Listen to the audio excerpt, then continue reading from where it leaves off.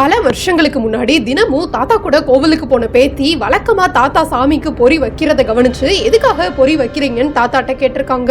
உடனே தாத்தா நம்ம சாமிக்கு பொறி ரொம்ப பிடிக்கும் அதனாலதான் வைக்கிறேன்னு சொல்லியிருக்காங்க.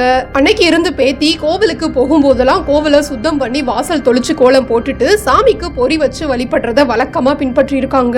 சில வருஷங்களுக்கு அப்புறம் அந்த பெண்ணுக்கு திருமணமாகி கணவன் வீட்டுக்கு போயிட்டு 3வது நாள் அவங்க அம்மா வீட்டுக்கு வரும்போது மறு வீட்டு பொறி வாங்கிட்டு வரணும்ன்றதுனால பொறி வாங்கிட்டு வந்து பெற்றோர்கள்ட்ட கொடுத்துட்டு விருந்தெல்லாம் சாப்பிட்டுட்டு படுத்து தூங்கி இருக்காங்க. அந்த நேரத்துல தண்ணி குடிக்கிறதுக்காக தூக்கத்துல இருந்து எந்திரிச்ச அந்த பெண் அவங்க வாங்கிட்டு வந்த பொறி பைய சுற்றி பாம்பு படுத்திருக்கிறத பார்த்து அரண்டு போய் கத்திருக்காங்க. உடனே தூக்கத்துல இருந்து எந்திரிச்ச குடும்பத்தினர் பொரிய சுற்றி படுத்திருக்கிறது நல்ல பாம்புன்றத கவனிச்சு வழக்கமா அந்த பெண் கல்யாணத்துக்கு முன்னாடி பொறி வச்சதுனால அந்த சாமி தான் நல்ல பாம்பா வந்திருக்காங்கன்னு நம்பி இருக்காங்க. அடுத்த நொடியே அந்த பெண் பாம்புக்கு முன்னாடி விழுந்து கும்பிட்டோனே பாம்பு பொந்துக்குள்ள போனதாக சொல்றாங்க.